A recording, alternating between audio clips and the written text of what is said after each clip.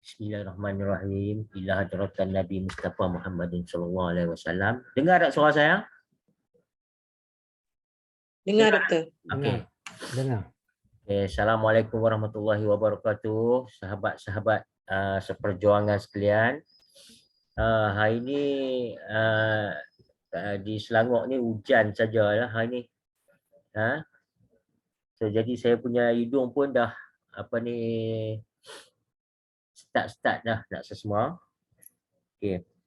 Walau macam mana pun kita teruskan kita punya kelas kita pada malam ni dengan tajuk yang diberi adalah Applied Kinesiology dan juga pendulum. Maksudnya kita rangkumkan sekali wujud otot tangan dan juga pendulum di dalam satu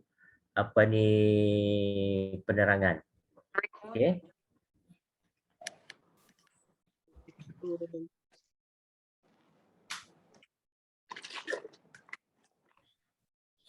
Walau macam mana pun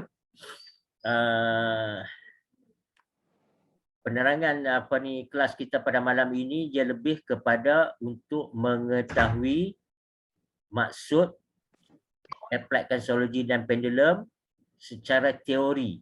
Secara praktikalnya sepatutnya kelas ini harus kita kena adakan secara praktikal supaya kita sama-sama membuat latihan supaya kita dapat orang kata lebih menguasai kaedah diagnosis yang kita gunakan di dalam kita merawat kita punya klien.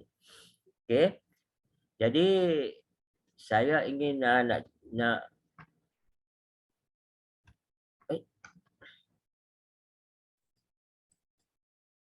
okey. Secara untuk pengetahuan kita, nampak tak saya punya ni slide? Okey. Nampak, Doktor. Nampak, Doktor. Oh, Dr. Zaitun daripada Unimas pun ada? Ada, insyaAllah. Okay, alhamdulillah. Okey. Macam mana Sarawak hujan tak? Kuching belum, bahagian utara, Miri semua dah start banjir lah. Okey. Oh, dah banjir ya? Ada kawasan dah start banjir. Okey, tak apa. Okey. Maksud dia kinesiologi ni berasal daripada perkataan Greek lah. Itu maksud dia kinesis. Ini untuk pengetahuan sajalah. Maknanya kalau kita punya pesakit tanya pun at least kurang-kurangnya kita tahu. Okey. Iaitu kita membuat pengkajian tentang pergerakan secara mekanikal badan kita. Okey, secara mekanik ataupun dalam fizik dia panggil tenaga kinetik ya. Itu semua dia ada satu perkataan yang samalah. Okey, untuk kita CVT kita mengambil AK ni sebagai satu kaedah diagnosis oleh pengamal perubatan alternatif dan komplementari di seluruh dunia kita gunakan istilah AK. Okey. Maknanya kalau ada conference, kalau ada persidangan apa semua, biasanya kita akan gunakan istilah AK yang bermaksud Applied Kinesiology. Okey. Kalau kita tengok contoh-contoh AK ni yang biasa kita gunakan adalah ujian otot tangan lah untuk pengamal CVT. Kemudian kalau kita tengok warisan Melayu, kita menggunakan daun sirih, kan kita tengok jampi lah apa semua. Lepas tu kita tengok air macam cerita Nujung Pak Belalang tu, kan? Dia tengok apa-apa di dalam air. Limau purut ni maksud dia apabila dia menghiris limau tu dia tengok tampuk limau tu adakah terlitup ataupun terlentang. Itu ada maksud-maksud dia sendirilah. Kemudian seterusnya pendulum. Okey. Yang ni yang popular yang kita tahu untuk kita faham tentang yang dikatakan Applied Kinesiology ataupun AK. Okey. Kalau kita tengok Applied Kinesiology ni dipelopori oleh seorang chiropractor daripada US, Michigan, iaitu George J. Goodhart Jr. Okey, ni saya ringkaskan, maknanya dari dalam tahun 1964. 1964, so dia memperkenalkan kaedah applied kinesiology ni. Kemudian apabila dia memperjuangkan dia punya kaedah diagnosis ni, pada tahun 1973, 74, 76 lah di antara tu, sehingga tertubuhnya satu dipanggil di International College of Applied Kinesiology, iaitu ICAK. So bila adanya satu college berkenaan dengan applied kinesiology, maka ramailah dia punya practitioner dia yang mempelajari kaedah-kaedah applied kinesiology. Kalau kita tengok dari segi pembacaan maklumat, bila dikatakan College of Applied Kinesiology ni, maknanya dia ada satu silibus pembelajaran yang cukup khusus dan komplit, yang lengkap untuk dia punya pengamal dia mengamalkan kaedah applied kinesiology ni. Lebih-lebih lagi yang banyak mengamalkan AK ni adalah pengamal chiropractor. Start tahun 2003 barulah dia punya kaedah AK ni diguna pakai oleh pengamal-pengamal perubatan komplementari yang lain. Macam kita ambil cuma kaedah ujian otot tangan.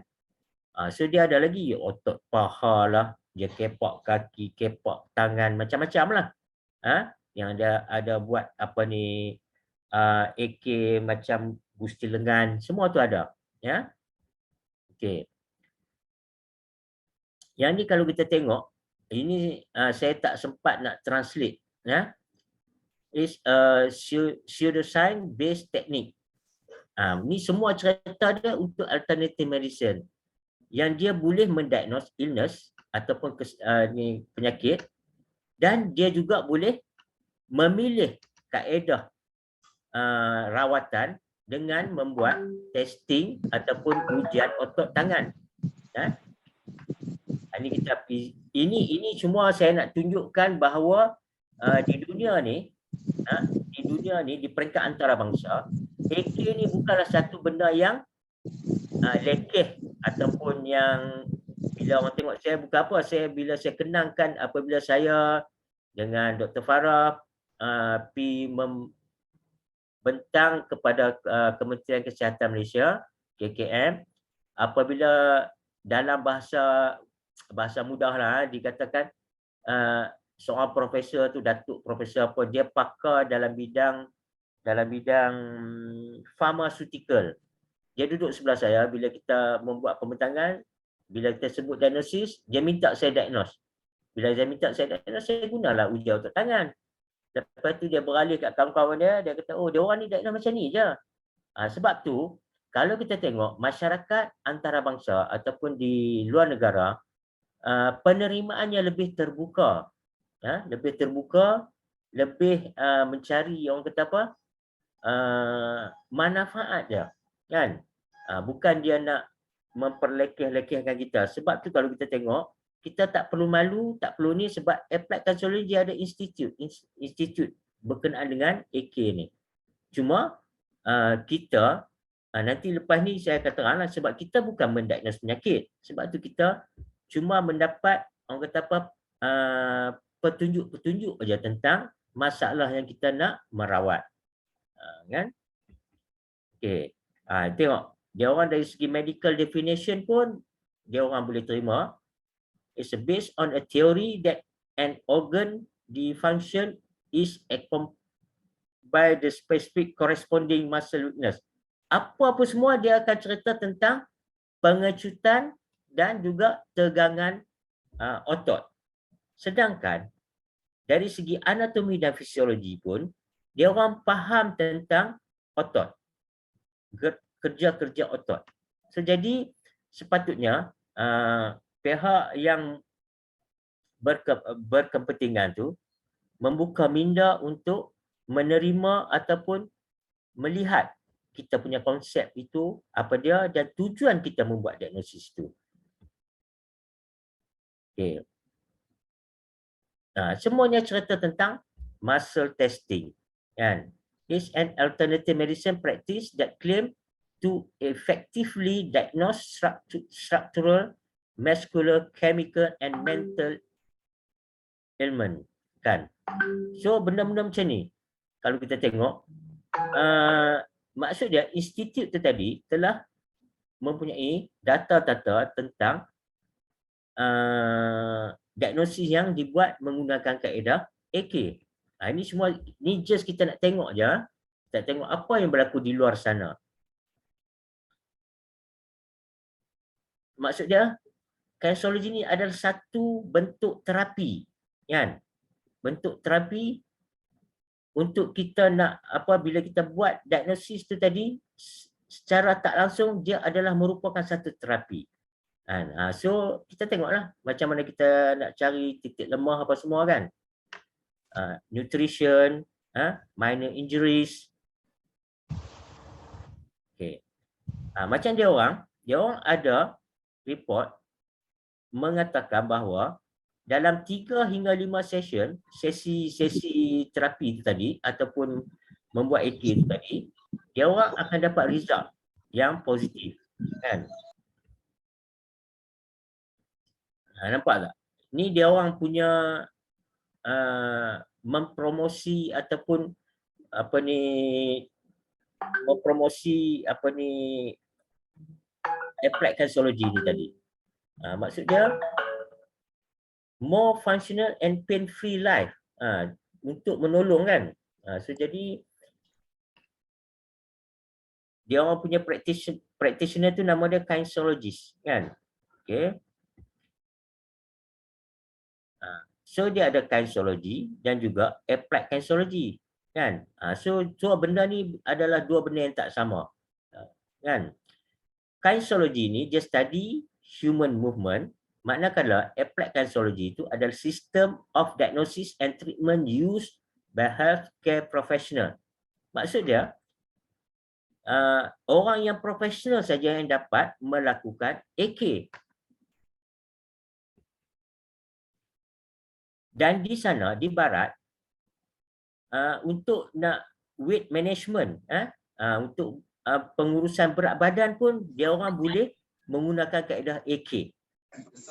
Sebab tu saya kata AK ni sangat luas, sangat luas dia punya penggunaan dia. Kita cuma guna ujian otot tangan sahaja. Okey? Apa tu? Is a fantastic for helping with a wide range of issue including back pain, joint pain, sporting injuries, anxiety and depression. Tambah pula minggu depan ni minggu kesihatan mental. So benda-benda macam ni boleh membantu, kan? Nampak tak? Dia ada learning difficulties, food and chemical intolerance, kan? Goal setting. Ini semua dah masuk dalam kaedah-kaedah counselling. Food and chemical tu lebih kepada nutrition.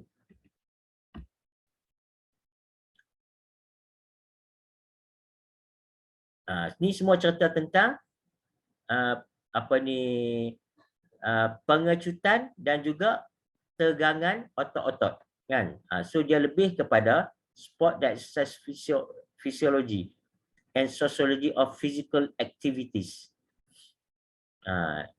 Okay, evidence based AK. Untuk AK ni, setakat sekarang ni dia punya solid evidence ni belum memuaskan. Dia tak ada lagi solid evidence tentang kinesiology.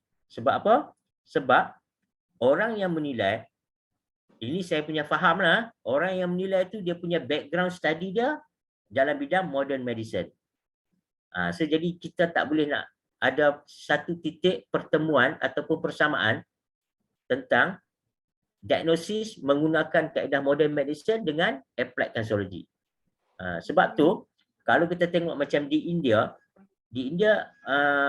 masa saya masuk conference tentang perubatan tradisional dan komplementari, dia orang bagi contoh di India yoga telah diiktiraf. Sedangkan yoga, macam mana kita nak dapat scientific evidence dia tu? Bila dia duduk bersila, kosongkan minda lah apa semua, dan ada pergerakan-pergerakan tertentu, tapi dia di India dia boleh diluluskan sebagai orang kata amalan ataupun modaliti yang diiktiraf. Okey. Ini semua dia cerita tentang kecutan dan juga tegangan kita punya otot-otot apabila kita melakukan applied kinesiology itu tadi ataupun muscle testing, ya. Nampak tu. Dan dia juga menceritakan tentang minda di bawah sedar dengan menjawab beberapa persoalan untuk kita punya tujuan diagnosis. Maknanya persamaan tu ada. Tengok. Di luar negara ni antara profesional ataupun profesional dalam bidang kinesiology ni, so dia orang boleh dapat earning, dia punya highest earning dalam bidang-bidang sport, fitness, health and wellness, kan. Ada yang jadi manager, ada yang jadi director berkenaan dengan kesihatan dan juga wellness, health and wellness. Maksud dia di sana dengan kelulusan pembelajaran dalam bidang kinesiology, dia orang boleh dapat pekerjaan yang hebat di dalam masyarakat. Ini semua dia cerita tentang ni lah, tentang ujian otot tangan lah. Ni cerita tentang nutrition, stres, semuanya yang dapat membantu.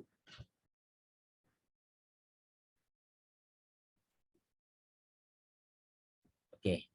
Ini saja saya nak share lah dia punya website tentang ICAK USA. Maksud dia benda ni ada satu international college yang mengajar kaedah-kaedah applied kinesiology. Maknanya ini adalah satu bidang profesional yang ada di negara barat. Okey. Ini semua cara-cara dia macam inilah. Okey. So sekarang yang tadi tu saya just sebagai yang kata pembuka ataupun pengenalan apa pandangan masyarakat luar di negara barat tentang applied kinesiology. Okey.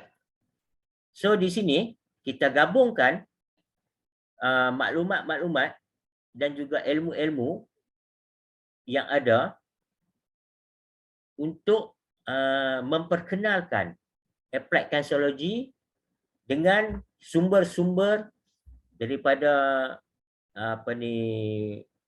Al-Quran dan juga inilah. So salah satu dalil yang kita guna pakai kan, iaitu surah Yasin ayat 65. Saya ambil maksud dia saja. Pada hari ini kami tutup mulut mereka dan berkatalah kepada kami tangan mereka dan memberi kesaksian kaki mereka tak ada apa yang dahulu mereka usahakan. So jadi apabila kita melakukan ujian otot tangan, kan, soalan-soalan yang kita tanya, kan, contoh dia macam dengan warna diri, kalau ini warna diri, kan, kuatlah tangan, contoh-contoh dia macam tu. Okey. Dia punya secara refleks interaksi dalaman di bawah sedar. Ini semua cerita minda bawah sedar yang siapa saya rasa di sini ramai di kalangan kita ni yang dah pernah buat dan ataupun yang pernah kena buat AK. Jadi dia tahu kekuatan tangan tu memang kita tak boleh kontrol. Lebih-lebih lagi kalau kata lelaki itu tengok warna diri dia color pink, lagi tak boleh terima. Tapi dia tetap tak boleh kontrol. Kan? Okey? Boleh Setakat ni okey tak? Ini semua kita ini kita punya ni lah. Kita punya olahan olahan ilmiah kita, iaitu refleks suara hati yang memberi kesan gerak balas pelepas. Yang ni yang kita kaitkan dengan niat. Dan gerak balas perencat ni otot tangan lah. Maksudnya niat kita dari segi persoalan apa yang kita nak cari jawapan melalui gerak balas perencat otot tangan tanpa dicerobohi oleh elemen-elemen asing. Kan? Suara hati adalah ilham yang datang terus daripada ilahi. Ini yang kita short form tu kita kata, biasanya kita akan tanya roh. Kan? Roh tak akan menipu. Benda-benda macam ni. So jadi secara ilmiah dia macam tu lah. Kan? Maknanya kita akan lebih menggunakan terma-terma minda bawah sedar. Kan? Sebab tu kadang-kadang pada pesakit yang tak pernah menjalani AK ni, kita test dengan tanya nama dia dulu. Betulkah ini Ahmad? Kalau betul, kuatlah tangan. So supaya dia dapat rasa kekuatan dan kelemahan tangan. Okey? Dan dia tak boleh kawal. Sebab tu dikatakan segala jawapan bukan dilahirkan melalui minda sedar. Minda di bawah sedar dikuasai di bahagian ANS atau otak kecil cerebellum dan diisyaratkan pada penyilangan nadi. Itu yang kita genggam dekat nadi itu tadi. Kalau kita nak diagnose tangan kiri kita, pengamal dia akan pegang pegangan tangan kanan pesakit dekat nadi itu tadi. Okey. Konsep penyerahan dengan keyakinan dan kepercayaan sepenuhnya kepada Maha Pencipta dalam usaha mengenal pasti apa saja perkara yang berkaitan. Jawapan ini akan menghasilkan keputusan yang bebas daripada logik akal yang terhad. Okey? So itulah dia punya ni. Dan kalau kita tengok ujian otot tangan ataupun AK, kita hanya akan mengukur warna diri. Okey? Kemudian sistem kod genetik, titik-titik lemah iaitu 20 titik sistem tubuh, punca kelemahan pada sistem tubuh, penawar sebenar bagi kelemahan tersebut. So ini sahaja yang kita gunakan kaedah AK. Lain pada tu, saya rasa CBT tak ajak lah. Okay? Selain daripada tu mungkin juga kita nak diagnose keharmonian rumah, susun atur rumah, geomancy, cat warna apa yang akan mengharmonikan ruang tamu contohnya. Kita boleh diagnose lah. Okey? Kita kena diagnose lah tuan rumah tersebut. Bilik ni untuk apa? Bilik tidur sesuai color apa? Kan? Sebab tu sebab kalau kata bilik tidur saya pernah mendiagnose seorang lecturer dekat UIA. Bila kita diagnose bilik tidur ni, kita kata yang paling elok sekali warna indigo. Kan? Indigo tu warna mengantuk. Biasanya kalau kita buat cat warna bilik tidur kita ni warna biru contohnya, memang sebelum tidur tu bersembang je lah, sebab biru adalah warna komunikasi. Kan? Saya pun tak tahu, rupanya dia kata betul lah, dia kata sebab patutlah sinasib sembang dia, rupanya bilik tidur dia kalau biru. Contoh dia macam tu lah. So jadi pengetahuan yang kita ada tentang AK ni, kita boleh membantu pesakit-pesakit kita. Okay? Kita boleh membantu untuk nak membina ruang-ruang yang harmoni di dalam sebuah keluarga. Okay? Ini kalau kita tengok untuk buat AK, yang paling terbaik sekali adalah pesakit tu kena berdiri. Ini apa yang kita amalkan di dalam CBT, sebab kita nakkan jawapan tu dapat setepat yang boleh melalui tegaknya tulang belakang. Okey? Berdirilah yang paling terbaik. Kalau dah orang tu tak boleh berdiri, kan? Keadaannya lemah, apa semua, kita minta dia duduk. Dan bila dia duduk, keadaan duduk tu tulang belakang pesakit mesti tegak. Okey? Maksud dia setegak yang boleh lah. Ya? Ataupun melalui perantara. Melalui perantara ni ataupun waris. Maksud dia kalau kata tak dapat hadir, tak dapat datang ke premis kita, dia wakilkan kepada waris dia. Okey? Kalau contohnya isteri nak merawat mohon kita merawat suami dia. So dia kena bayangkan wajah suami dia. Contoh dia macam tu. Kita niatlah kita nak merawat ataupun mendiagnose suami ataupun anak. Macam tu Okey. Ini tambahan yang paling penting sebagai seorang pengamal adalah perlindungan diri. Perlindungan diri sebelum kita nak menyentuh pesakit apa semua tu kan, sakit hadir kan. So yang ni yang penting. Antara penyediaan diri kita lah sebagai pengamal. So penyediaan diri kita tu, siapa yang ada ayat-ayat Al-Quran yang dia belajar, gunakan. Susun atur ruang, posisi, macam mana pesakit duduk di bahagian mana. Okey, kaedah berkomunikasi. Maksud dia ni, kaedah berkomunikasi ni yang paling penting ialah apabila pesakit menceritakan tentang masalah yang dia hadapi dengan penuh emosi, menangis-nangis, kita sebagai perawat pun menangis sama. Yang tu elakkan. Maknanya kita maksudnya kan kita belajar tenaga tu tak boleh dimusnahkan, boleh diubah bentuk, boleh ditransfer. Maksudnya kita dah terpengaruh oleh dia punya energi tu tadi. So kaedah terapi. Tak apa, ujuk saya. Okey, kaedah terapi yang kita gunakan pun kita kena tahulah apa yang kita nak buat. Kalau kita nak sekadar nak bagi formula saja ataupun kita nak buat mandian, kita ikutlah dia punya SOP yang kita tetapkan untuk nak elakkan kita punya orang kata apa?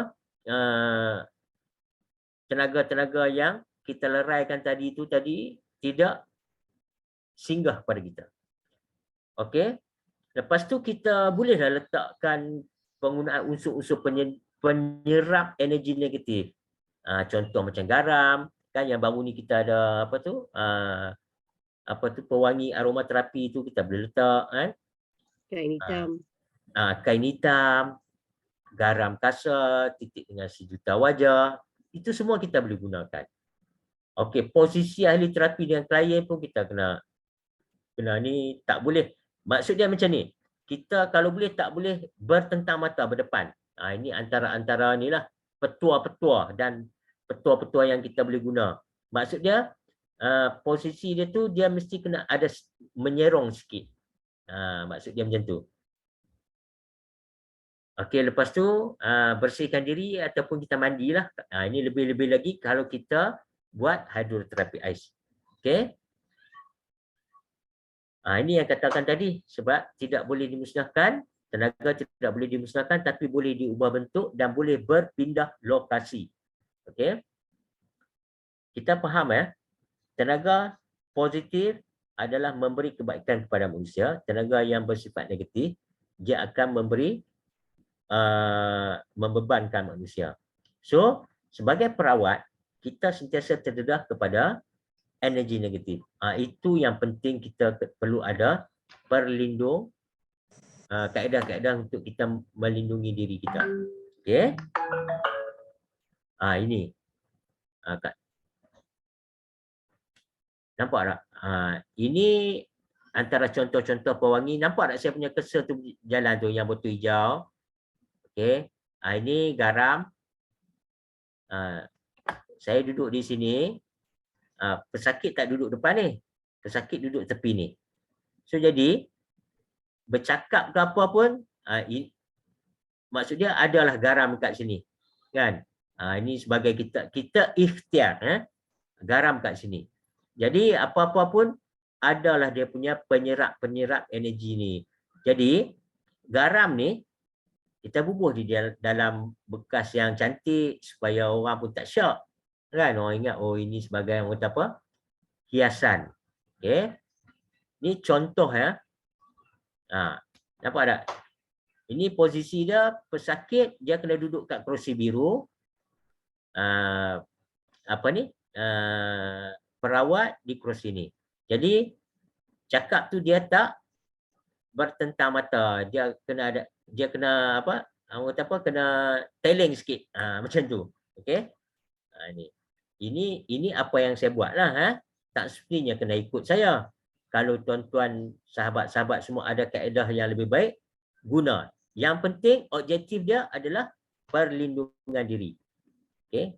Ni. Kita ada lampu garam, kan? Kita ada garam kasar campur dengan sejuta wajah. Ini yang kita gunakan yang aromaterapi yang untuk ni. Okey. Ini okey. So ayat-ayat suci Al-Quran, ada juga pengamal menggunakan kristal, iaitu jade ataupun textile ataupun pendulum. Okey. So ikut. Lebih banyak kita tahu kaedah, maksudnya lebih tebal lah. Maksudnya macam tu. Ini antara yang saya jumpa, pengamal-pengamal perubatan tradisional komplementari, dia menggunakan, yang ni banyak diguna pakai oleh hipnoterapi. Ni textile ni. So dia buat kalung, apa, rantai kan, dia pakai. Yang ni biasalah pendulum. Pendulum ni selain daripada kita mendiagnos, kita juga boleh menggunakannya sebagai perlindung diri. Iaitu kita gunakan dia, kita buatkan garisan. Maksud dia, kita niatkan, kita buatlah satu garisan di depan kita. Jangan buat depan pesakit. Masa kita dah masuk premis kita tu pagi-pagi tu, kita buat garisan lah. Kita pegang pendulum tu, kita buatlah garisan tu di depan kita. Okey, apa-apa masalah sampai di sini saja. So kita garis lah, buat isyarat macam tu. Maksud dia ni yang saya katakan tadi, buat garisan pertahanan. Buang dulu energi negatif yang keluar daripada premis ni. Ini macam-macam kaedah lah. Ataupun kita boleh masukkan dalam satu, kita gunalah botol apa ni, kita gunakan stress capsule tu. Ada setengah orang dia panggil stress capsule. Kita masukkan dulu. Okey. Setakat ni boleh dah. So perlindungan diri ni sebagai tambahan lah untuk kita nak mengamal supaya kita sentiasa cergas. Dan satu lagi, kalau kita dalam keadaan yang tidak sihat, kalau boleh elakkan daripada kita menyentuh ataupun merawatlah. Okey. Ini yang saya katakan tadi. Seterbaiknya berdiri dan mesti tegak. Kalau kita perasan ni kan, belakang dia ni tegak. Setegak yang boleh. Okey. Yang ni saya katakan tadi. Ini yang kalau kita nak buat diagnosis AK, tangan ni, tangan kanan pesakit tu dia tak boleh straight, dia kena ada dongak sikit ni sudut dia ni, supaya tangan kita kena pegang ni yang kata persilangan nadi tu tadi. Kita pegang macam tu dan tangan kita kena bengkok. Kalau perasan ni, kena bengkok macam ni. Okey. Minda kita dekat sini. Dekat tangan kita ni. Okey. Fokus kat situ.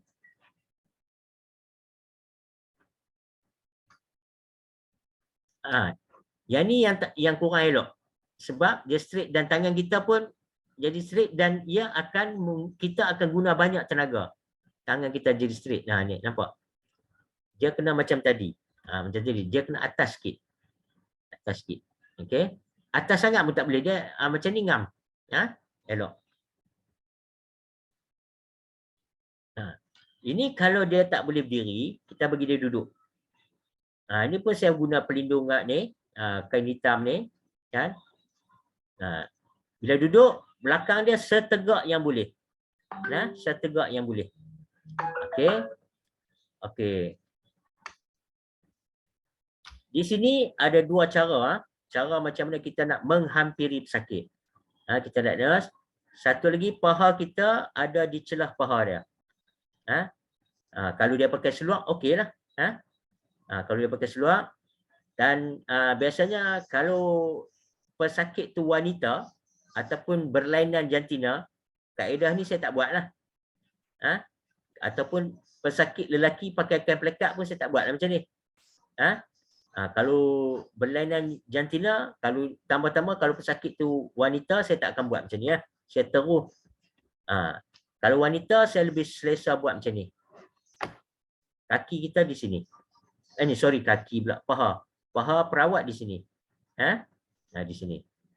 So jadi dia ada dua untuk duduk ni, kaedah diagnosis duduk ni sama ada paha perawat di celah paha pesakit ataupun paha perawat di sisi paha pesakit. Macam tu. Boleh Apa tujuannya doktor ya? Tujuannya untuk orang kata apa, keselesaan. Keselesaan untuk kita. Kita nak membuat diagnosis. Dia nampak profesional dan yang paling penting senang kita nak buat. Kalau kita, siapa yang pernah duk buat AK, dia akan tahu.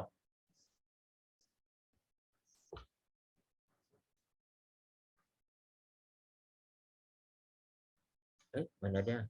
Pasal apa tak teruk?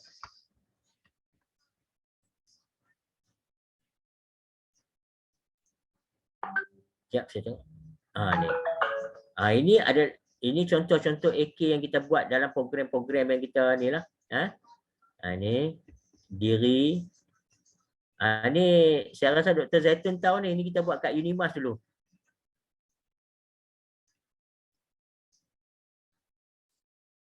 Ini dekat kan bilik mesyuarat tu kan. Ni.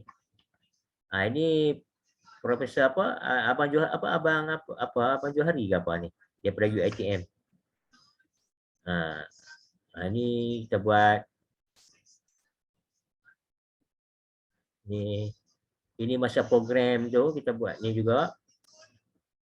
Ini program, saya tak ingat program apa ni. Yang menyanyi-menyanyi ni. Ini kalau duduk macam ni. Perawat wanita, pesakit wanita, dia bolehlah sentuh-sentuh macam ni. Kan? Kalau pesakit wanita, perawat lelaki ataupun sebaliknya, kalau saya tak sentuh dah macam ni. Kan? Saya tak sentuh. Tak semestinya kita kena sentuh. Kan? So kalau saya lelaki, ini wanita, saya tak sentuh macam ni. Kalau sama-sama lelaki, perasan tak ni? Paha dia macam tu. Untuk memudahkan kita. Keselesaan. Ni.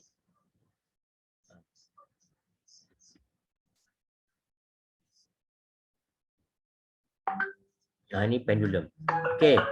Yang bahagian AK ni ada apa-apa nak tanya tak? Sekejap saya nak masuk pendulum pula. Saya rasa kita punya Okey, ada apa nak tanya tak? Doktor, nak bertanya lah berkenaan dengan pesakit yang baring ataupun uzur ataupun yang melibatkan stroke. Macam mana doktor untuk mendiagnose untuk AK? Okey, kalau ni siapa yang tanya ni? Saya tak. Ramli. Okey. Kalau yang baring, macam saya katakan tadi, sama ada kita gunakan waris. Sama ada kita gunakan waris. Okey. Kita gunakan waris, maksudnya kita niatkan yang kita nak diagnose ni adalah sipolan-sipolan yang tengah baring tu ataupun bapak dia ke macam tu. Kita gunakan waris. So kita diagnose lah. Okey. Boleh. Ada lagi tak?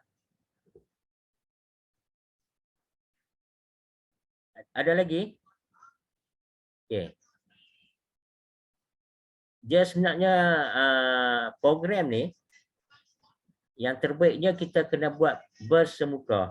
Kan? Tapi untuk kali ini, jadi at least kongkongnya faham dan tahu dulu apa itu AK, bagaimana AK itu kita buat. Nanti kalau kita nak buat kelas secara praktikal, just maklum je dekat kita punya persatuan, so kita mungkin boleh arrangekan. Okay, boleh sekarang kita nak pergi kepada pendulum. Okey. Pendulum ni, inilah bentuk pendulum dan macam-macam bentuk. Ini pendulum yang saya punya lah. Saya punya pendulum, kita ada ni dipanggil kristal untuk sebagai penebat apabila kita mendiagnose menggunakan pendulum tu tadi, kita letak kat tapak tangan. Kita letak kat tapak tangan, kemudian kita pegang ujung ni lah. Rantai ni, kemudian kita diagnose lah. So jadi apa yang dicerap di sini, di kristal ni, energi dia tu nanti akan sentiasa ada energi. So akan ditapis oleh kristal ni. Kristal ni. Dia akan tapis. So jadi tak masuklah dalam kita punya tapak tangan tu. Ini adalah langkah-langkah penjagaan keselamatan diri kita mendiagnose. Okey. Kalau kita tengok pendulum, pendulum ni dia berasal dari bahasa Latin iaitu pendulus yang bermaksud tergantung. Secara umumnya pendulum adalah satu bahan pemberat yang diposisikan dengan berkeadaan tergantung yang membolehkan ia bergerak secara bebas. Sudut pergerakannya adalah sama iaitu dari tengah ke kanan dan dari tengah ke kiri. Okey, siapa boleh bagi tahu kat saya contoh pendulum yang kita mungkin kita tak perasan, tapi bila kita sebut, oh, yang tu ke? Siapa boleh bagi tahu? Jadi saya tanya, saya jawablah. Perasan tak jam besar yang dekat masjid tu? Yang dia jalan apa? Ya, betul. Kiri kanan. Grandfather clock. Yes. Yang tu adalah salah satu contoh pendulum.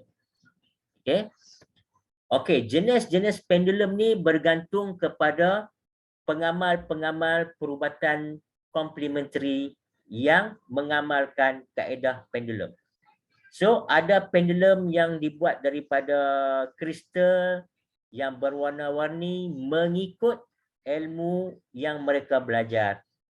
Tujuan kenapa merah di bawah apa semua tu, ini untuk just pengetahuan kita. Yang besi ni saya pernah tengok masa kita ada conference yang dengan OIUCM tahun 2004 tu, ada seorang dia punya pengamal perubatan tu, apabila prof nak bagi hadiah jam dekat dia, so dia test jam tu gunakan pendulum macam ni. Tu first time lah saya tengok.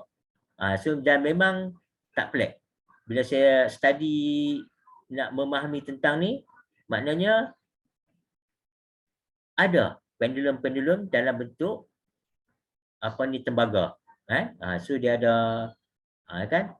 Ni pun semua dia ada dia punya protection. Sini pun dia ada dia punya protection. Okey. Nampak?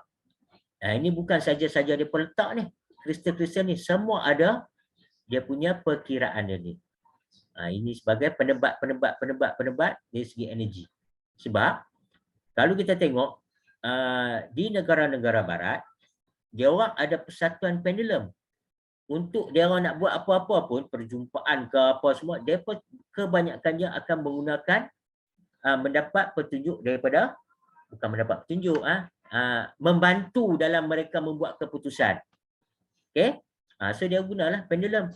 Ini pendulum-pendulum ni, yang kala ni apa tujuan dia, semua ni ada dia orang punya pengkajian dia orang ataupun ilmu yang dia orang belajar.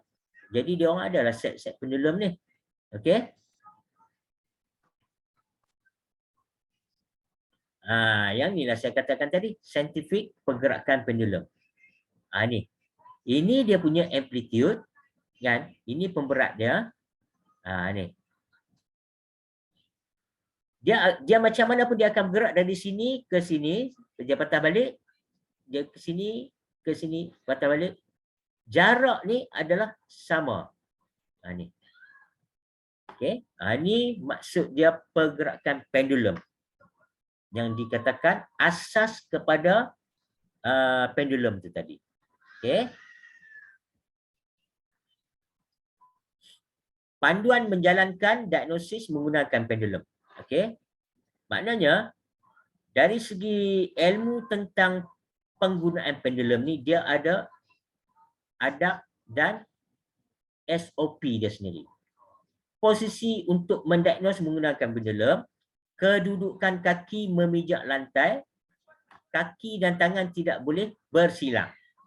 Ini dia orang punya, orang kata apa, adab dia orang. Kaki kena pijak lantai, kaki dan tangan tidak boleh bersilang. Saya bila ada saya dah buat kelas ni, kemudian ada saya punya student tu, dia call saya, dia tanya, doktor boleh tak ni, saya nak diagnose dalam kereta, jadi kaki saya tak pijak ni. Saya kata tak ada masalah kan, takkan kita nak turun kereta, kalau kita diagnose di dalam bangunan pun kita tak pijak tanah juga, yang penting kaki mesti pijak bumi. Kalau kita ada kalau kita di dalam premis, lantai lah. Memegang pendulum seperti yang ditunjukkan. Ini maksud dia ni, saya kena buat praktikal. Kan, jarak gantungan pendulum antara 10 cm. Ni semua dah pernah guna pendulum ke tak? Boleh bayangkan tak? Macam mana saya nak buat lah. Ni katalah yang kita genggam tu, kan? Yang daripada kita ujung jari kita tu sampai ke sini lebih kurang 10 cm lah, lebih kurang. Ni. Sekejap. Ni tak ni. Semua dia berpintai-pintai ni. Maksud dia yang 10 cm tu daripada ujung jari, mana dia? Ujung jari kita ni sampai ke bawah ni lebih kurang, bukan semestinya tepat 8 cm ke apa, lebih kurang. Okey. Fokus kepada maksud pertanyaan tanpa mempengaruhi pergerakan pendulum. Okey. Maksud dia, bila kita nak menggunakan pendulum, kan, kita kena fokus apa persoalan yang kita nak tanya tanpa kita nak pengaruh pergerakan pendulum. Dia sama saja macam mana kita buat akid hujung untuk tangan, kan? Macam kita nak mempengaruhi, dia ni rasa-rasa dia ni bukan ada masalah apa ni paru-paru ni. Contohnya kita nak pengaruh, tak boleh. Sama juga. Mengetahui ataupun membaca maksud pergerakan pendulum. Yang ni antara pengetahuan yang penting untuk kita nak mendiagnos menggunakan pendulum. Okey. Boleh setakat ni? Okey. Boleh. Ni boleh pergerakan pendulum. Dia ada yang bergerak ikut jam. Ni lawan jam. Dia pusing. Pendulum tu dia akan kita pegang, dia digantung kat tangan tu, dia pusing. Ini lawan jam. Dan ada lagi pergerakan yang ikut jam. Okey, dia ikut jam. Ini pergerakan yang digunakan pakai untuk biasanya mendapat jawapan yes or no. Ya ataupun tidak. Okey, kita nak kena faham ni dulu. Ni. Lawan jam, ikut jam. Ini pergerakan yang pertama kita kena faham. Okey. Yang mana kita nak tahu? Biasanya bila kita mendapat pendulum, kan, kita dapat pendulum, kita kena train ataupun kita kena biasakan dengan pendulum kita ni untuk bertanyakan dia macam tu apa ni, contohnya kita kata show me yes, tunjukkan ya, dia akan gerak, kita pegang fokus, dia akan pusing. Tunjukkan tidak ataupun show me yo, ni no, kan. Biasanya kalau no tu dia akan ikut lawan jam, kalau yes tu dia akan ikut pusingan jam. Jadi kita kena train dulu, kita kena biasakan fokus, kan. Saya masa mula-mula dapat pendulum ni, benda-benda ni yang saya duk sebelum tidur tu saya duk buat show me yes. Dia akan pusing, layan je dia pusing. Kan? Dia pusing ikut jam tu, layan sampai dia laju, okay stop. Terus dia berhenti. Macam tu juga, okay show me no. So dia akan pusing daripada pelan tu dia ikut lawan jam, laju. Okay stop. Macam tu lah lebih kurang. So kita kena bermain dulu dengan pendulum. Okay. Okay. Itu pergerakan ikut jam dan juga pergerakan lawan jam. Di sini pula pendulum tu akan ada pergerakan utara selatan. Okay. Dia akan bergerak timur barat. Betul. Timur laut barat daya. Dia akan gerak. Okay. Lepas tu barat laut tenggara. Okay. Pergerakan inilah yang kita nak gunakan untuk mengenal pasti warna diri. Okay. Warna diri kita akan ikut ni utara selatan. Ni barat laut tenggara. Okay. Pergerakan utara ke selatan, warna diri dia adalah putih ataupun level spiritual. Kalau dia bergerak ni, maksudnya kita pegang pendulum tu, tunjukkan warna diri, sipolan bin sipolan. Kalau dia bergerak ke utara selatan tu, maksudnya orang ni level dia adalah spiritual. Macam tu. Okay. Kalau pergerakan dia barat laut tenggara. Okay. Barat laut tenggara. Ni. Barat laut tenggara. Kalau dia bergerak macam tu, maksudnya ini adalah orang emosi ataupun warna diri dia pink. Okay. Timur laut, barat daya, hijau. Kalau orang warna hijau ataupun mental, ni. Timur laut, barat daya. Yang ni, barat timur adalah orang fizikal. Spiritual. Emosi. Mental. Fizikal. Okay. Ni. Okay. Yang paling penting untuk penggunaan pendulum ataupun AK adalah soalan yang kita nak tanya tu mesti soalan ringkas yang boleh mendapat jawapan ya ataupun tidak. Okay. Macam itulah kita contoh. Sebab ni kita nak ni dulu tau. Kita nak melatih kita mahir tentang penggunaan pendulum ni. Contohnya kita letak pendulum tu atas kepada pen.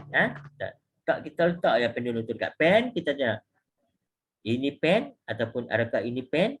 Yes or no? Kan? Saya lebih suka penggunaan yes or no tu dia macam cepat lah. Yes or no ataupun ya ataupun tidak. Dia macam lambat. Yes or no? Tengok dia bergerak. Kalau kita letak dekat pen, dia bergerak bukan, maksudnya kita kena praktis lagi. Kalau kita letak dekat pen, dia mesti jawab ya, maksudnya ikut jam. Dia akan pusing ikut jam. Kan? Kalau kita letak dekat kalkulator, kita kata adakah ini pen? Kan?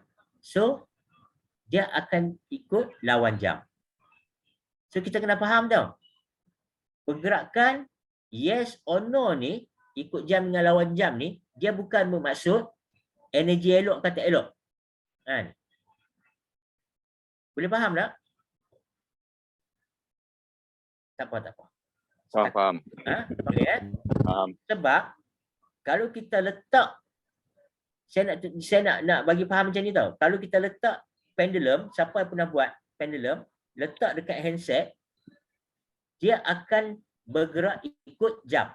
Betul? Dia ikut jam. Bila kita letak saja dekat seri wajah ataupun formula-formula CVT, dia akan bergerak ikut lawan jam. Itu ikut lawan jam tu adalah energi yang elok. Pergerakan lawan jam tu adalah energi yang tak elok. Kan?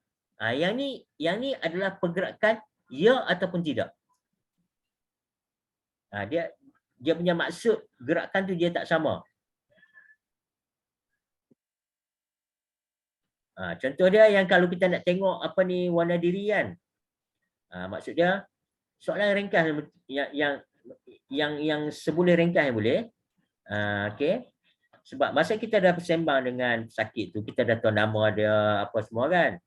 So just inilah, okey, apakah warna diri si Anu, si Polan bin si Polan. Tengok dia bergerak macam mana. Kan? Kalau utara selatan, orang spiritual lah. Boleh ya? Lepas tu kalau kita nak apa ni kod genetik kan, log 1 yes or no, log 2 yes or no, macam tu lah. Okay.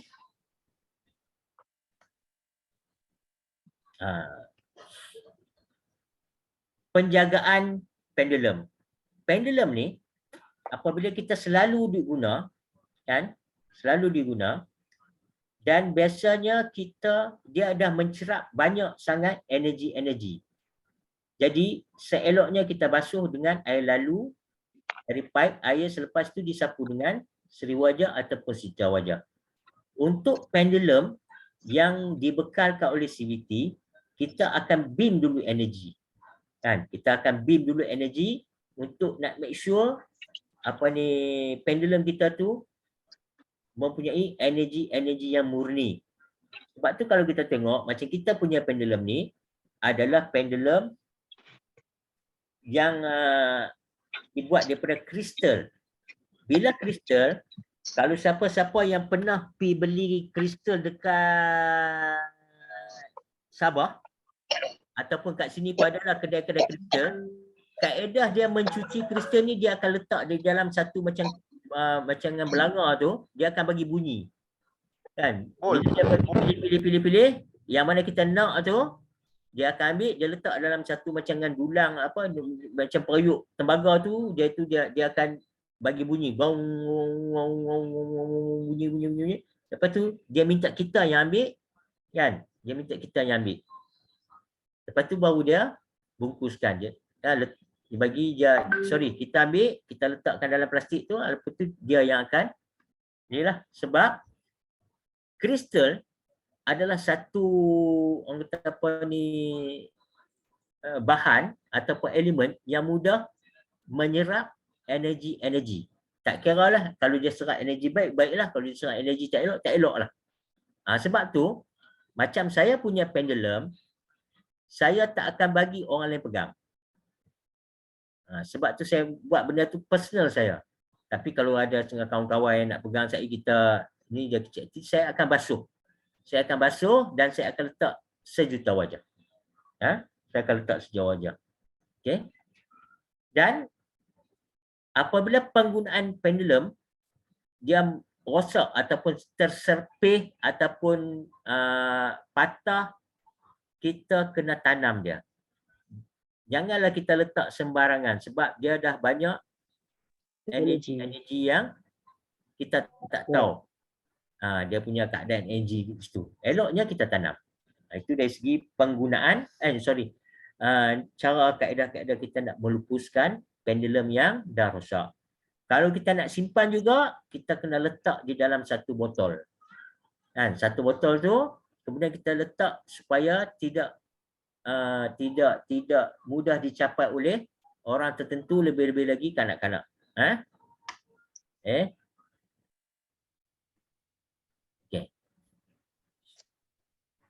Sama juga macam mana dengan kita. Ya. Apa jadi kalau pendulum tu macam dipegang oleh kanak-kanak, dia boleh jadi sakit ke macam? Dia gini. Kita tak tahu energi apa yang masuk. Sebab kita tak tahu energi apa yang dah dicerap ataupun diserap oleh pendulum. So jadi sebab tu macam saya punya pendulum, saya kerap basuh dengan sejuta wajah. Sebab setelah kita dapat daripada CVT akan beam dulu dengan energi, dan kalau kita ada kelapangan, kita beam lah lain dekat CVT. So yang tu sebab bunyi ataupun gema yang boleh mencuci kristal.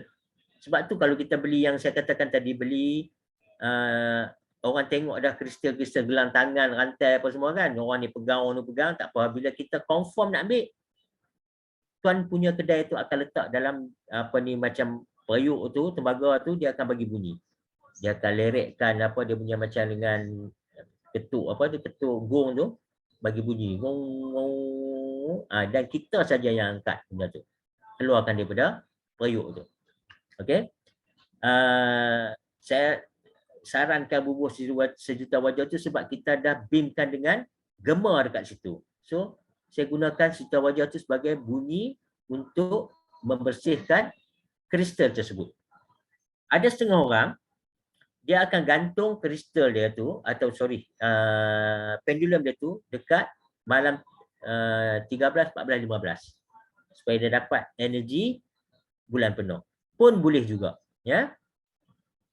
Okey. Kita gunakan pendulum ni untuk mendiagnose warna diri, sistem kod genetik, titik-titik lemah, punca kelemahan, sama aja penawar yang kita nak guna. Okey. Okey. Cuma apabila kita gunakan pendulum, ini saya, orang lain saya tak tahulah. Saya seboleh-bolehnya saya tak tunjuk pada pesakit. Dan biasanya penggunaan pendulum ni saya guna untuk mendiagnose secara jarak jauh. Okey. Macam dekat Sarawak dulu, dia orang pun sampai sekarang, hak mana yang pesakit saya dekat Sarawak tu, mereka pun tak pernah tengok pendulum saya. Apabila saya pergi sana pun, dia orang tanya, doktor diagnose macam mana? Saya kata, saya ada satu alat yang boleh mencerap gelombang yang saya nak dan dapat jawapan daripada situ. Saya tak lama saya guna pendulum. Paling senang saya kata guna pendulum saja. Tapi saya kata saya ada satu alat. Alat tu adalah pendulum lah. Sebab saya nak elak daripada banyak persoalan. Boleh percaya ke ni? Ni akidah kita boleh percaya ke? Ni kita duk percaya dekat pendulum. Itu saya nak elakkan. Kan? So yang penting dia orang pun boleh terima. Kan? So kita bagi contoh macam tu lah, macam dengan handphone.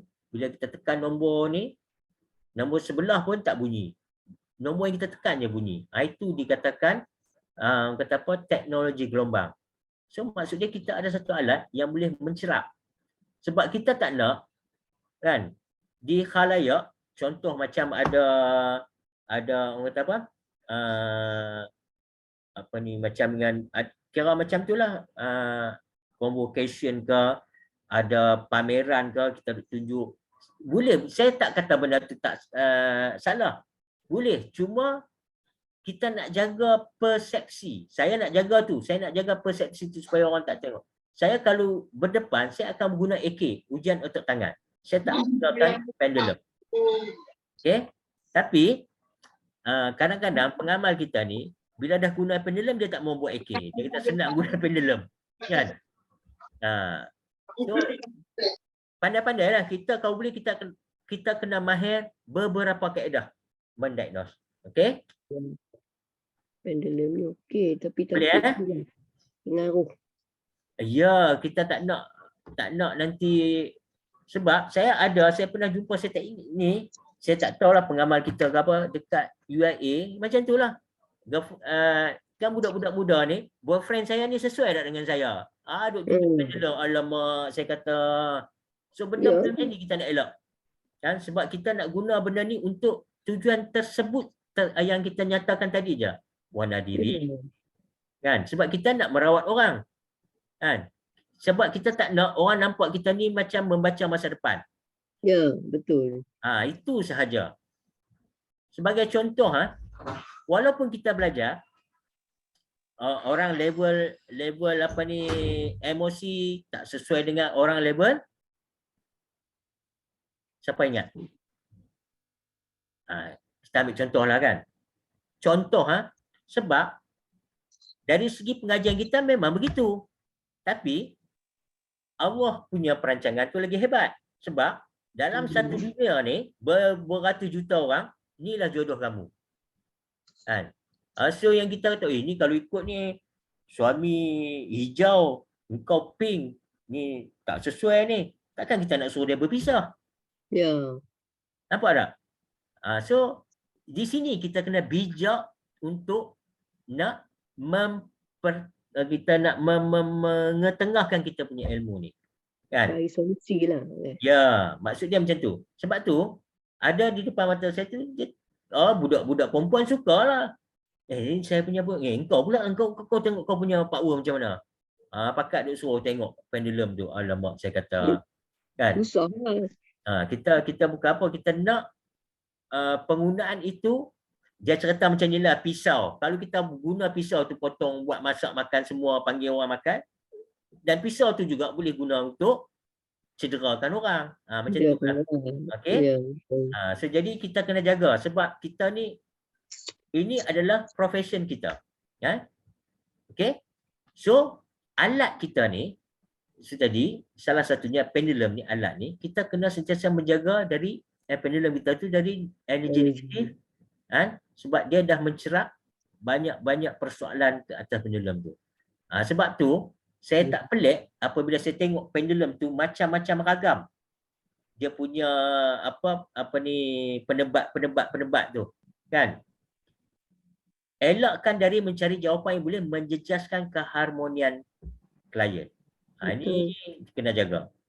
Kan? Maksud dia macam ni.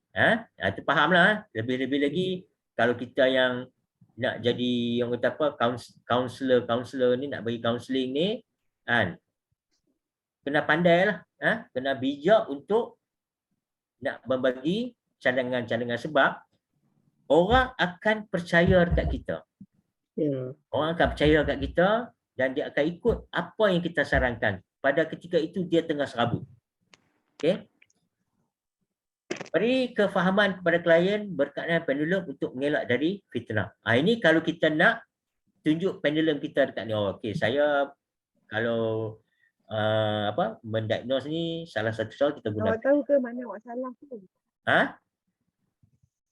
Hello? Okey. Awak tahu tak salah, awak betulkan yang C tu pun check semula, cikgu tak nampak, tak apa nampak tadi, tak jelas, tapi tengok dia menurun. Kena ikut arahan ya, menurun maksudnya nombor besar ke nombor kecil. Kejut saya. Tak apa. Okey. Maksud dia kita kena cerita dekat kita punya klien kan. Kalau ini adalah salah satu alat.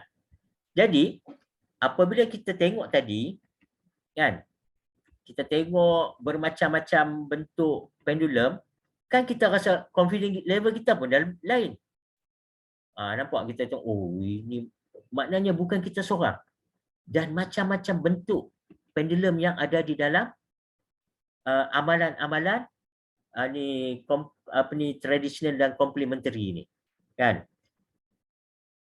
Pernah tak kita tengok ustaz-ustaz kadang-kadang dia guna tasbih. Tasbih tu pun boleh jadi pendulum. Lebih-lebih tasbih tu yang dia dah berzikir tu, dia gunakan tasbih tu untuk menjadi pendulum pun boleh juga. Kan? Okey. So, AK ni otak tangan ke apakah kita cuma mencari titik lemah pada 20 sistem tubuh. Kan? Punca kelemahan sistem tubuh. Kita bukan membuat rawatan. Sebab tu kan kita cuma ukur paras tenaga ataupun tenaga yang tak harmoni saja. Dan kita bukan merawat. Yang inilah yang kita bercanggah dengan modern medicine. Modern medicine dia punya kaedah diagnosis dia MRI lah, macam-macam alat-alat yang canggih. Kan? Kita punya kaedah adalah mengenal pasti titik lemah sistem tubuh dan kita ada formula yang boleh mengharmonikan balik. Kan? Kita tidak merawat simptom, kita mempertenagakan balik sistem ataupun bahasa mudah kita merawat sistem. Modern medicine merawat simptom. Maksud dia macam tu. So jadi sampai bila pun kita tak akan mendapat titik pertemuan tu tadi. Okey? Ini kena ingat, kita bukan merawat, kita hanya mengukur paras tenaga sistem tubuh saja. Sebab tu apabila kita mengukur tenaga-tenaga yang lemah pada sistem tubuh, kan, ada ketikanya bila kita tengok formula apa yang perlu, dia tak ikut pun. Kadang-kadang tu point nombor 10 lemah, tapi bila mai bagi formula NW10 tak perlu ambil. Nampak tak? Di situ yang kita menggunakan applied kinesiology sebagai panduan untuk memberi orang kata penyelesaian yang tepat dalam kita nak merawat penyakit. Okey. Ni yang saya katakan tadi. Geomancy kita boleh guna. Kita nak guna pendulum pun boleh. Kita nak guna AK pun boleh. Geomancy ni sesuai dah unsur air ni dekat ruang tamu sini. Sesuai dah pokok ni kat sini. So kita buatlah. Mungkin dengan rumah kita sesuai. Mungkin susunan tu tak sesuai dengan rumah CB ni pula. Permakanan pun macam tu. Jadi, kalau kita tengok pengamal CBT ni, kalau dia boleh menguasai diagnosis, memudahkan dia untuk mencari penyelesaian masalah merawat penyakit, pesakit-pesakit yang mai dekat dia. Dari segi permakanan kita diagnose, dari segi geomancy kita diagnose, kan? Jadi kita dapat memberi orang kata apa? Satu jawapan untuk mengharmonikan kehidupan kita punya klien. Sebab tu saya lebih suka buat AK sebab sakit tu dia dapat rasa sendiri. Tangan dia kuat, tangan dia lemah. Kan? Macam tu. Bila kita gunakan pendulum, kadang-kadang dia kata kau ni pusing kot nak bagi dia ni. So benda-benda macam tu lah. Okay, ini adalah kita punya formulasi lah. Okay. Ini saya nak refresh saja balik. Ingat tak tadi saya kata, kalau saya lelaki, pesakit saya perempuan, kan? Saya tak akan sentuh.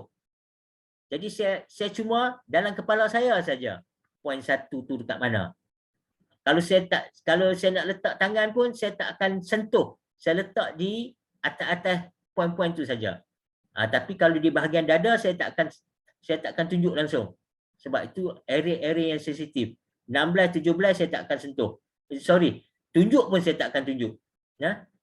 So jadi kita nak kena ingat ni dalam kepala kita. 1 dekat mana, 3 dekat mana, 1, 2, 1 kita punya pineal gland. So 2 dekat sini, 3 dekat kening, 4 sini. Ni yang bila kita diagnose tu. Tak kira lah sama ada kita pakai pendulum ke, lebih-lebih lagi gaya kita dalam mendiagnose guna AK ujak untuk tangan tu lagi penting. Kita punya gaya-gaya kita ni untuk kita nak mendiagnose ni. Maksud dia orang kata kedudukan mana poin-poin tu imajinasi kita. Kadang-kadang pesakit ni macam-macam ragam juga. Bila kita tak nak gaya langsung tunjuk kat mana poin-poin tu, dia kata dia ni keras pung je, duk ni straight je, duk pegang tangan kita. So, adalah sikit kita punya, bukan lakonan lah, ada bergaya lah sikit lah. Ketokohan kita mendiagnose tu. Bergaya. Ada gaya lah sikit, lakonan dah sikit kan. Jadi kita kena tahu kan. Saya kalau lelaki ni bolehlah saya sentuh, tapi kalau perempuan saya tak akan sentuh dan saya tak akan tunjuk langsung. Bahagian ni lebih-lebih lagi sinilah. 18 ni sama ada kita nak letak dekat paha pun boleh ataupun dekat lengan dia. Maksud dia satu badan ada darah kan. Okey. Tulang ni sama ada saya nak letak tangan kat tulang belakang pun boleh. Kalau duduk saya akan letak kat lutut. Macam tu So jadi kita kena tahu. Kita kena tahu poin-poin apa yang kita ni. Jadi kalau pun kita tak tahu, imajinasi tu, yang ni yang penting. Kita dah tahu dah, yang kita nak diagnose kat ubun-ubun tu dia, pineal gland. Ni, pineal gland. So jadi kita tahulah. Kan? Pineal gland. Lepas tu, pituitary gland. Sekongkong kita tengok gambar ni, kita ada imagine dah. Pituitary gland kat sini, ni. Walaupun kita tak sentuh. Bila kita sebut pun, dah sampai ke sistem mana yang kita nak diagnose. Okey, ini refresh saja. NW3 ni, thalamus. Thalamus. Yang merah ni, thalamus kat sini. So, jadi kita tahulah. Hypothalamus. Medulla oblongata. Ni point nombor 8. Kita dah tahu dah. Lepas tu, ni telinga ni. Telinga ni, NW dah point nombor 7. Kan? Ni, hidung. Sini. Point nombor 5. Point nombor 6. So, kita tahulah. Kan? Ni apa dia? Ni. Mana dia? Ni. Medulla tengkok ni. So, kita tahulah. Oh, yang ni aku nak diagnose ni. Medulla oblongata. Jadi, kalau kadang-kadang tu kita punya patient dengar pun, oh, ni medulla oblongata ni yang ni. Yang you lemah dekat medulla oblongata. So dia dengar pun, oh ni boleh dipercayai. Kan? Ini adalah kita punya point nombor 9. Saya punya ni ke? Kan? Ini point nombor 9.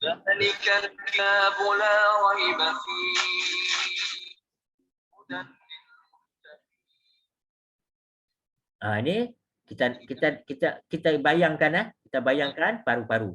Point nombor 10. Siapa dia tu? Ini point nombor 11. 10, 11. So mana ni? Ini kita punya 12. Kan? Sorry, 12. 15. 14. Kan? So kita tahulah. Ni. Kita punya, kalau kita ni, okey, ni 13. Kita dah buat dah bentuk buah pinggang.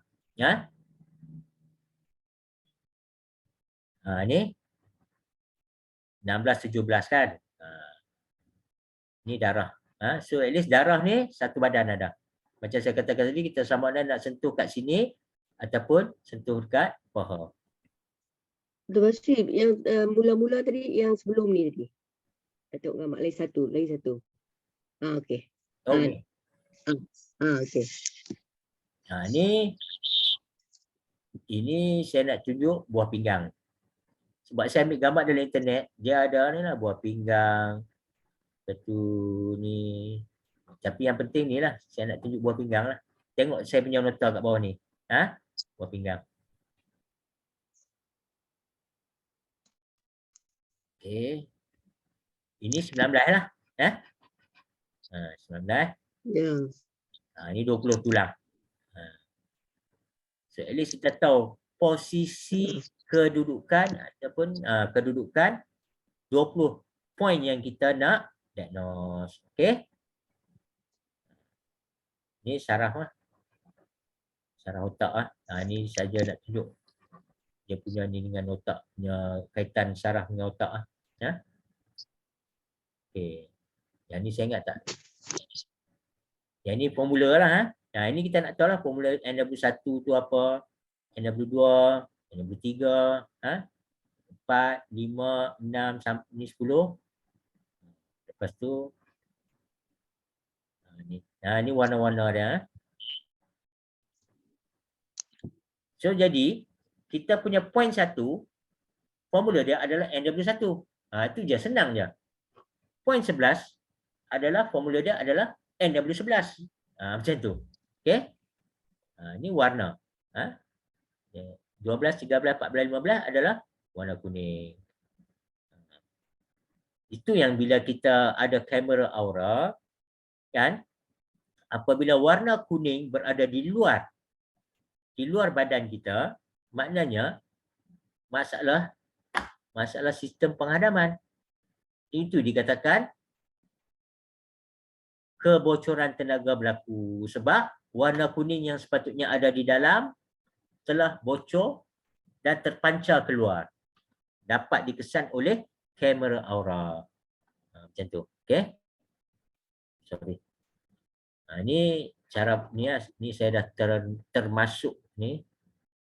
So dia ada ni lah formula-formula yang kita nak kenal ni. Ni semua ni nanti kita ada ni lah. Kombinasi. Okey, ada apa-apa nak tanya? Ini. Yang ni adalah dari segi charge yang kita duk sembang-sembang dalam persatuan kan. So at least kita boleh charge untuk diagnosis warna diri, kod genetik dan titik lemah. Ni terpulang. Ini bukan suruh ikut tapi terpulang. Maksud dia satu ni RM10. Maksud dia tiga tajuk berbeza, maksud dia RM30. Kan? Lepas tu kalau dia mai lagi nak diagnose pula RM20. Lepas tu diagnosis geomancy ni minimum RM150. Itu terpulang lah. Kalau nak letak lebih lagi, letaklah. Tapi yang kita cadangkan. Macam saya akan tulis dekat situ diagnosis. Sebab apa? Sebab kami duk sembang-sembang dengan rakan-rakan ni. Kalau mai satu keluarga, kan? Mai satu keluarga, semua pakat nak cek warna diri. Sekali, nak cek ni lah. Macam ni lah. Kalau ada 5 orang akan cek. Jadi, apabila kita sebagai pengamal, kita buat AK, kita banyak menggunakan tenaga walaupun nampak ni. Jadi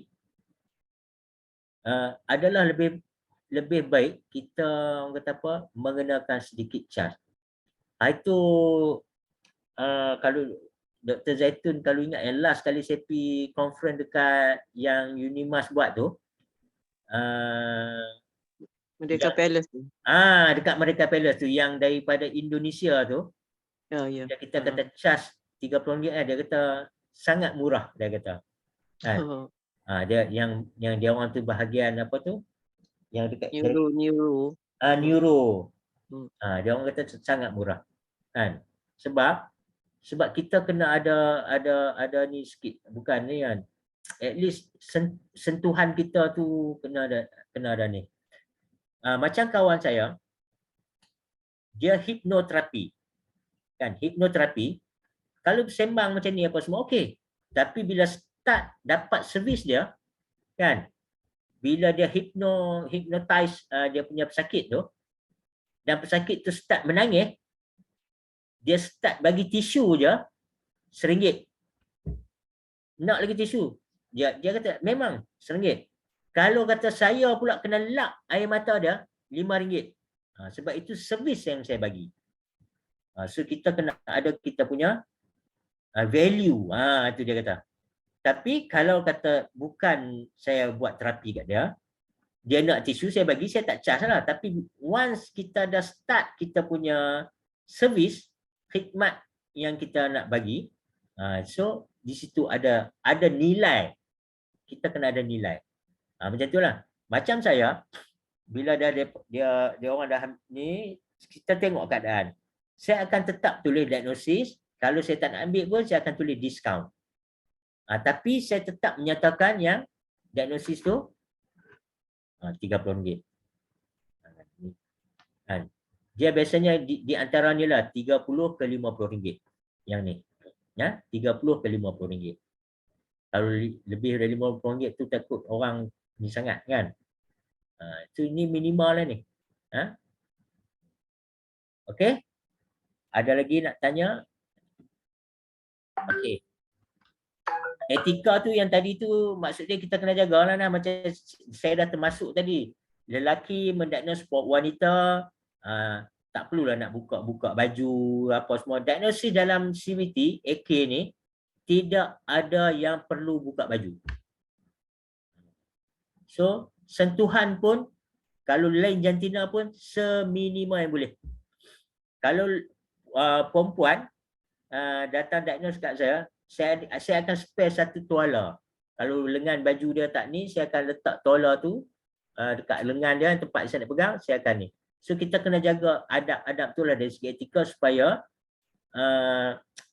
supaya kita ni tak dipandang serong lah. Kita tak nak sebab kita punya, sebab benda ni akan tambah zaman sekarang ni viral cukup cepat. Kan? Sebab tu kalau saya boleh elak, saya elak. Biasanya kalau wanita je, perempuan saya akan serahkan Dr. Farah lah. Lagi senang. Kan? Sama-sama perempuan lagi senang cerita. Okey? Kesimpulan,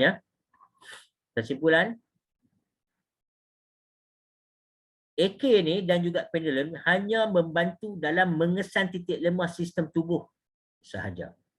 Dan macam yang saya katakan tadi, kita tidak merawat, kita dapat mengenal pasti formula bagi tujuan menyelesaikan masalah kesihatan. Lepas tu membantu membuat pilihan atau keputusan. Dia bantu je. Macam kita pula di dalam kita punya agama, kita akan membuat keputusan ni, kita minta pertolongan tu melalui sembahyang istikharah. Kadang-kadang istikharah ni kita nak buat tengah-tengah malam. Kadang-kadang ni keputusan yang kita nak buat di siang hari. Benda-benda macam ni yang dapat membantu. Kadang-kadang kita keliru berbelah bahagi. So kita buatlah macam ni. Dan dia kalau kita nak buat keputusan apa tu untuk tidak mempengaruhi tu, biasanya kita boleh tulis di atas kertas. Tulis atas kertas, kita ponyok-ponyok yang bila kita tengok kertas tu kita tidak tahu apa yang sebenarnya jawapan dia. Kita pegang adakah ini pilihan dia ataupun kita pakai pendulum. Kan? So bila dah dapat, baru kita buka. Oh, pilih A. Maksud dia macam tu. Kalau kita tahu A tu contohlah nak beli kereta Merc kan, nak beli kereta BMW. Kan? Dua-dua berkenan tak mampu nak beli dua-dua. Kan? So nak kena pilih salah satu. Kita tulislah dalam kertas tu Merc, kertas satu lagi BMW. Lipat. Yang kita pun tak tahu yang mana satu. Kemudian kita buatlah macam tu. Pun boleh juga macam tu. Okey. Perlu mendapat keizinan. Maksud dia, kalau kita nak wakil, contohnya saya nak wakil ni, pesakit tu nak mendiagnose anak dia. Maksud dia, suami dia. Dia kena mendapat keizinan lah. Posisi yang sesuai ataupun yang terbaik. Macam tadilah, berdiri ke duduk ke. Okey. Kalau kawan tak boleh berdiri, tidurnya, dia selain daripada waris, ada lagi kaedah dia. So adab dan etika tu kita kena jaga. Supaya kita punya profession ni dipandang mulia. Okey. Ini adalah saya punya rujukan di dalam saya menyediakan slide presentation ni tadi. Okey. So ada apa-apa nak tanya tak? Boleh stop dah kan ni? Ada nak tengok lagi tak? Saya okey dah kot lah. Saya pun nak tengok muka je ni, tak nampak ni. Okey.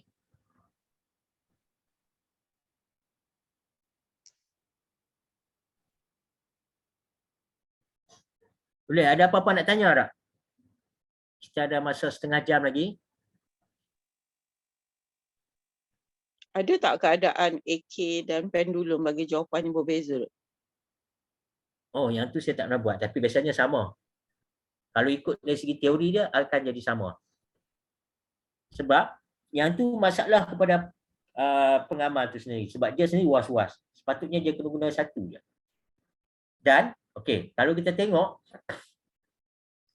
banyak kes yang saya dapat adalah warna diri. Kan? Warna diri ni, dia yang boleh kita pakai adalah yang mula-mula saja yang didiagnose.